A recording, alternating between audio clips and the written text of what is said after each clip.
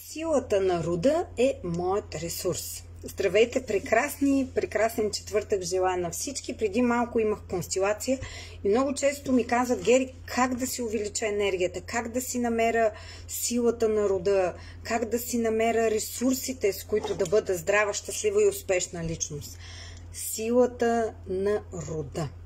Така, днес темата е рода, родовата памет, която знаем, че е доста популярна, констелациите и вероятно всеки един от вас, който гледа това видео, иска да почувства зад гърба си подкрепата и силата на своят род. Всеки един род, той притежава изобилие, притежава сила, притежава мъдрост, притежава огромен поток от ресурси. И всеки един човек, който работи върху себе си, чрез констелациите, той може да вземе тази сила, може да вземе този ресурс. И този ресурс е огромен. Тази сила на рода, която вие даже и не подозирате, тя е придобивана от поколение на поколение назад. Естествено, има хора, има родове и роднини, които се събират. Има и родове, които се разделят.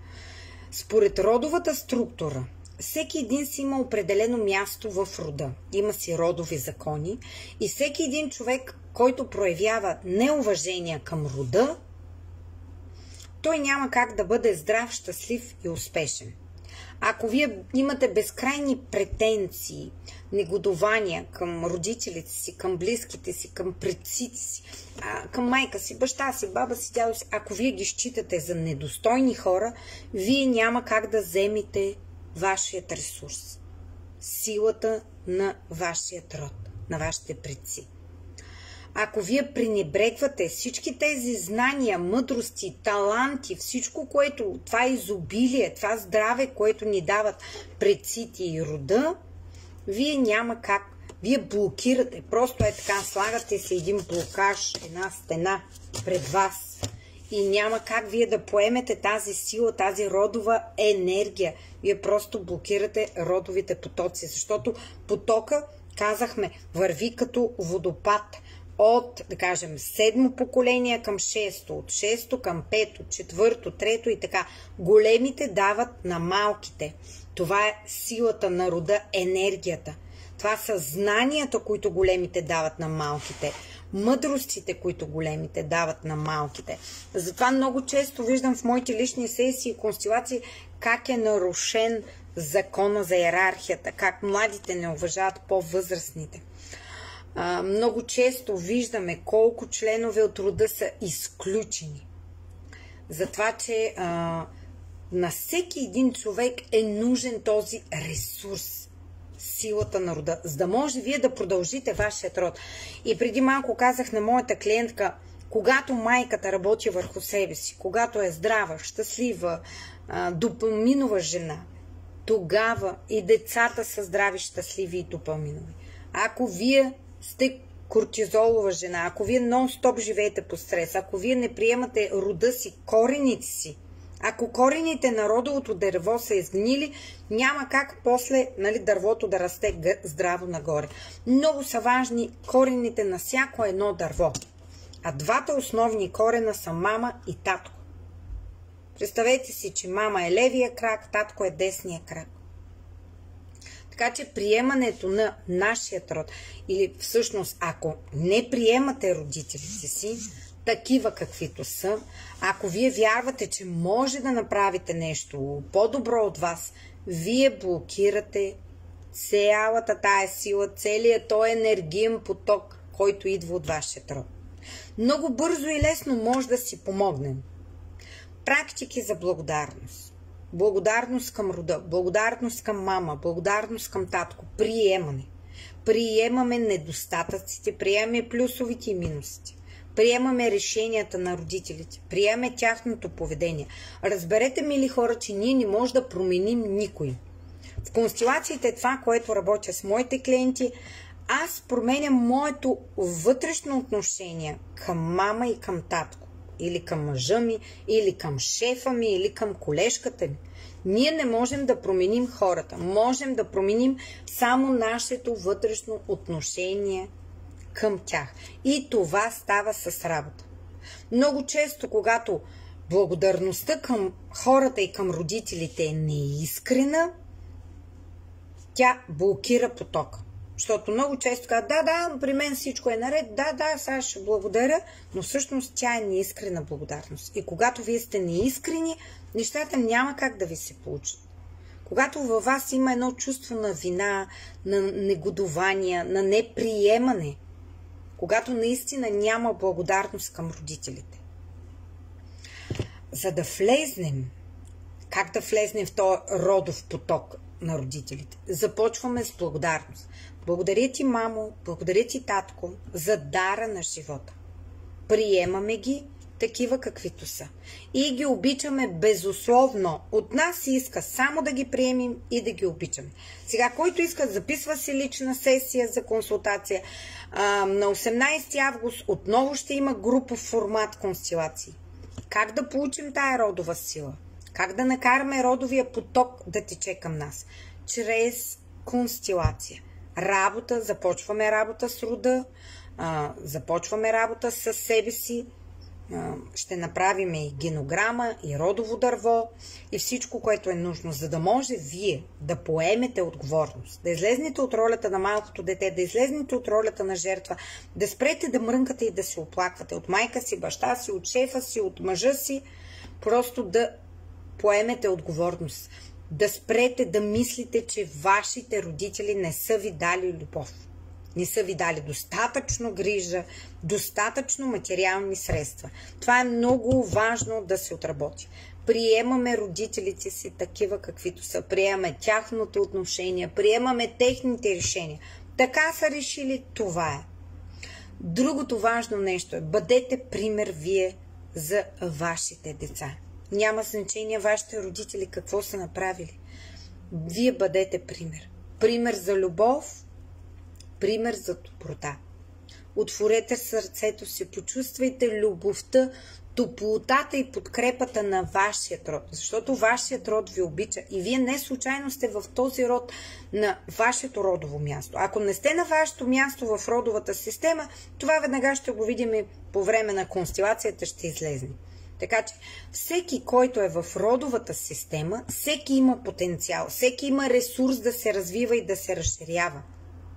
Когато един род не се развива и не се разширява, той се самоунищожава. Промяната е неизбежна. Има две важни неща в живота, които няма как да ги избегнем. Едното е смъртта, другото е промяната. Значи ние със сигурност се променяме. Дали се променяме възходящо, разширяваме себе си и рода. Когато аз работя върху себе си и се развивам, аз разширявам и развивам моя род и предавам тази енергия на нашия син. Това го правите и вие. Така че вие може да вземете всички дарби, всички възможности, знания, мъдрости, ресурси от рода.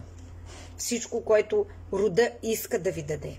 Може да си създадете нови навици и за промяната тя ще започне. Идеята е промяната дали е възходяща или деградираща, нисходяща. Така, чрез констелациите в личните сесии с мен ще се освободим от всички неработещи програми за вас, които ви пречат енергийно и духовно вие да израствате, да се разширявате. Ще подобрим вашето психическо състояние. И естествено промяната ще бъде за добре. Дали ще изберете индивидуална лична сесия с мен с констелация или ще се включите в груповите формати. Лесно е, наистина е лесно да се приеме това, което по наследство ви се полага от вашия род, от родовия поток. Така че силата на рода е огромен ресурс. И все едно вие имате 100% батерия, която някой ви дава. Това е 100% батерия, обаче аз ползвам само 10% от батерията. А вие може да си ползвате цялата 100% батерия, цялата сила на рода. Готови ли сте да се срещнете с силата на рода? Готови ли сте за това пътешествие? Дълбоко навътре към себе си, да се срещнете с предците си, да получите родовите дарове. Така че, който иска, Включвайте се, записвайте си час за лична консултация. Има и пакет 3 констелации. Ще работим с рода, с предците, с приемането на себе си, прошка към родителите, работа с родовите сценарии, диагностика на рода, почитането на предците, изчистващи практики, констелации за парите на рода, за здравето на рода, получаване на ресурсите. Така че силата на рода е ваше право. Ваше право. Ще открием много работещи сценарии във вашият род и тези, които не работят. Но искам да разберете, че всяка инвестиция, когато вие работите върху себе си, вие предавате напред към вашите деца. Затова е много важно да се работи с тази тема, силата на рода и как да получа ресурси. Ресурсите веднага може да ги получите. Стига да искате и стига да сте готови. Така че моята енергия, тя ме бута напред да ви ги давам тези знания. И аз съм тук. Това е моята мисия. Да помагам на жени, мъже и деца. Чрез йога, чрез родология, чрез констелации. Така че не случайно съм създала йога клуб Амба. Толкова години помагам на хората с йога, с родология, с констелации. Всеки един от вас има ресурс. И всеки може да развие своя потенциал, всеки може да вземе силата на рода. Така че вие имате сила. Просто сте я забравили и имате нужда някой насреща да ви подаде ръка, да ви подтикне така, да работите върху себе си. Така че очаквам ви прекрасни. Споделяйте това видео. Харесайте страничката Йога, констелация, астрология с мен Гергана Бръскова. Споделяйте тези видеа, близки, приятели, мъже, жени, които имат в момента нужда. Наистина да вземат тази сила на рода, да вземат този ресурс. Защото много често виждаме как, когато рода не е в ресурс, когато умира рода и се унищожава, започва да има болести, започва да има разводи, проблеми. И когато има във вас чувство на гняв, на вина, когато има разводи, болка, страдание, негодование, когато сме неблагодарни, не приемаме предците си, рода, ние няма как да получим тази родова сила. А този енергиен поток веднага ще бъде прехвърлен на вас. И вие веднага ще се излекувате, ще оздравеете, ще забогатеете, ще изпълните живота си с изобилие и ще започнете да живеете живота на вашите мечти. Само с едно елементарно благодаря и приемам. Благодаря и приемам моя род. Днес аз благодаря и приемам моят род. Днес аз благодаря, че съм на моето място в родовата система. Днес аз благодаря на моите родители за дара на живота. Напишете си благодарности към рода, каквото се сетите. Просто благодарете на майка си, на баща си, на баба си, на дядо си. Благодарете на мъжа си, на детето си. Просто благодарете.